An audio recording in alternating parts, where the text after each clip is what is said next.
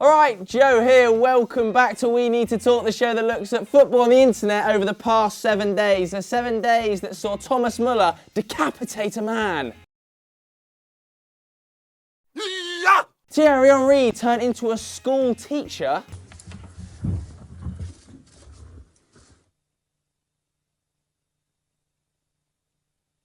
And of course, Phil Jones pulling a sloth from the Goonies again. Slash just a normal Phil Jones.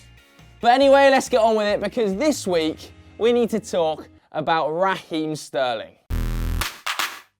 Now, I'm sure everybody at home saw the vile and disgusting abuse Raheem Sterling took on board from those gammon heads on the touchline at Stamford Bridge last weekend. But Raheem rose above it, didn't he? Laughing the incident off in the flesh before taking to Instagram to expose many in the media for their treatment of young black players. Now, I'm not going to dive too much further into the incident because I kind of feel like Raheem shut it down perfectly and there's nothing more I can add to the situation. But if you do want to see a sort of deeper dive into the current situation around racism in football, then vote up in the poll right now to let us know whether you think we should do a one-on-one in racism in football in the 21st century. Anyway, as I'm sure you know, we here at Football Daily have constantly battled Raheem Sterling's case. We love Raheem Sterling. For me, he's an icon of the modern game. He's a 21st century pioneer for black footballers. And I kind of wanted to highlight some of the other good news stories Raheem has done throughout his career that maybe haven't got the media attention for no real reason. You know, this is a 24-year-old who has given hundreds of thousands of pounds towards the Grenfell Tower disaster. He's become a crime ambassador to support young, disillusioned teenagers in London and Manchester. He's even paid for schools to be built back in Jamaica. He's bought his mum and his sisters houses. He's done endless amounts of charity work, including a bit of knitting here and there. Not the best knitter, but you know, it's still an unbelievable gesture. And he's even helped children read. So you know what? It's pretty clear that the last week is just an extension of brilliance by Raheem Sterling that he's done throughout his whole career and life. If anybody at home read that amazing Players Tribune article, we'll put a link in the description below, about Raheem Sterling's life and his battle to get to the top of the beautiful game. It's one of the best articles I've ever read, and it was written, or at least ghost-written, by Raheem Sterling himself. So I am just generally in awe of Raheem Sterling. I think the last week has truly highlighted what a brilliant footballer and man he really is. So let's put some respect on Raheem Sterling's name and forget the nonsense media articles that have been written about him over the last few years. This truly is an icon and a hero of 21st century football. I don't know what I was doing with my hands there. Embodiment. What? It's that time of the week again. It's everybody's favourite part of the show. Probably 10% of people's favourite part of the show. Maybe even 5%. It's How's Harry? How's Harry? Snack. Well, this is an emotional one, guys. I was in tears writing this one. I mean, I wasn't, but I could have been, because it's the last ever How's Harry, because the last I'm a Celebrity involving Harry Redknapp aired last Sunday, so it's kind of old news, but nevertheless, get the drum rolls ready. Sound effect. Harry Redknapp won I'm a Celebrity, get me out of here. It's unbelievable. Yes. Thank you, Governor. Now we can have a drink. What are results? Even Maurizio Pochettino was asked about this in a press conference, and unsurprisingly, he was buzzing. Congratulations to Harry. I didn't know. I seen one trophy for us. Stick that in the cabinet next to that League Cup win. You might remember last week that I started a new segment called FD Ultras where you leave comments below and I read them out and react to them the following week. Well, last week I asked for jokes about Patrick Van Straten. And you know what? Let's get him in the room and read them to him. Close the door, we're about to shoot. Last week I asked the commenters to submit a joke that involved Patrick Van Straten. Oh, God. Josh Avery. I know his name now. Pato is the middle evolution between Jack Wilshere and Big Sam. Bit harsh.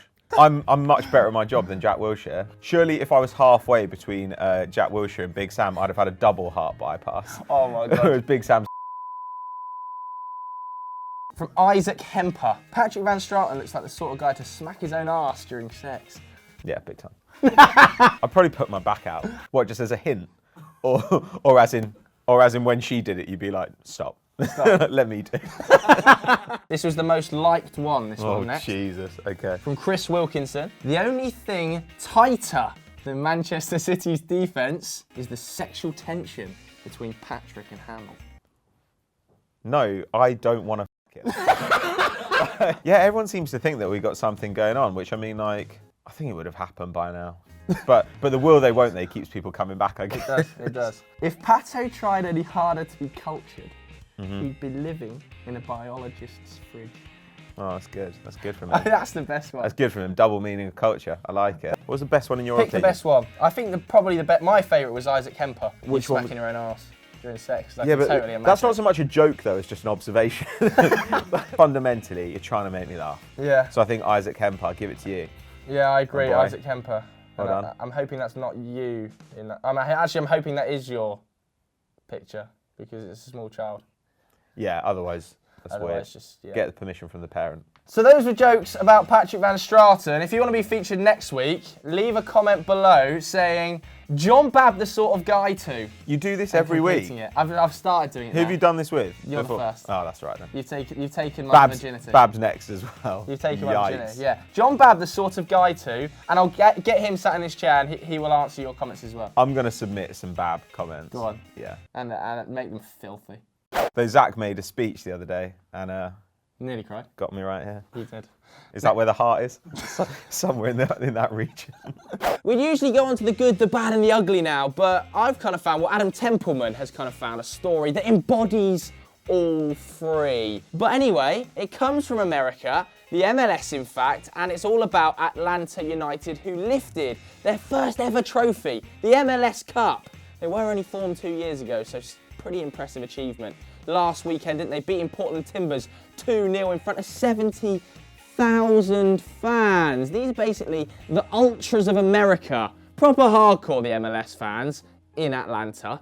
Not the barbecue ones. Who were the barbecue ones? Do you remember those? Not those.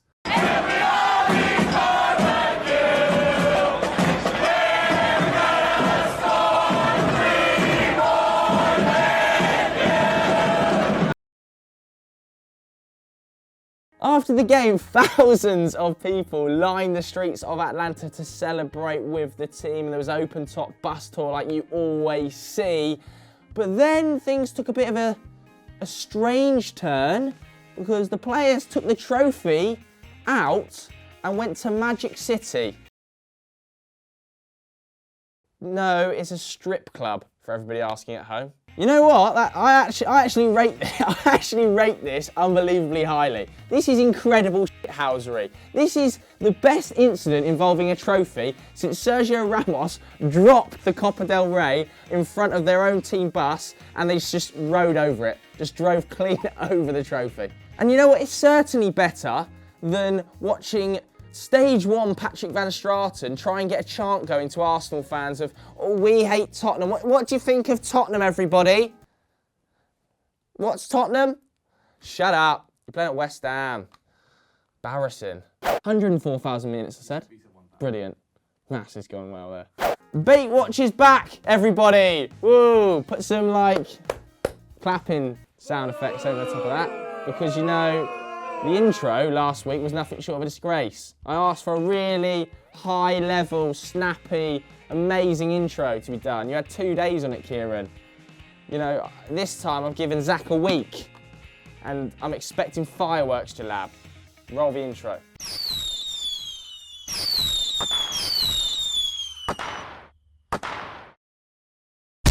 Well, before we actually get into Bait Watch, you know, I said I would call out any clickbait I've seen on Football Daily and Euro Football Daily.